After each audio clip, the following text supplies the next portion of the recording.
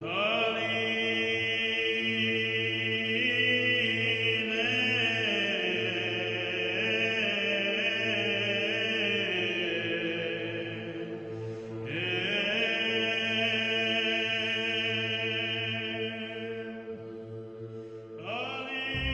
12 km od Novog Pazara nalaze se ostaci srednjovekovnog utvrđenja, podignutog na litici iznad ušća Sebečevske reke u Rašku.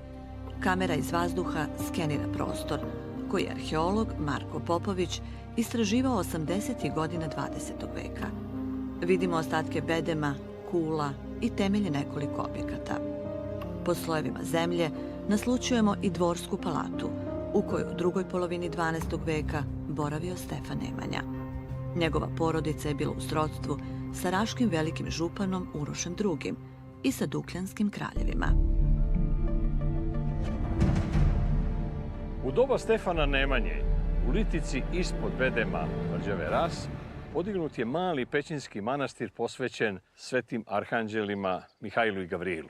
Iza crkve nalazi se mala pećina za koju se dugo verovalo da je bila mesto zatočenja Stefana Nemanje u vreme njegovog konflikta sa braćom. Arheološkim istraživanjima nije potvrđeno da je baš u ovoj pećini ispod Rasa bio zatočen Stefan Nemanja. Da li je to možda bilo u nekoj od mnogobrojnih pećina koje su se nalazile u neposrednom okruženju tvrđave Ras, nema podataka.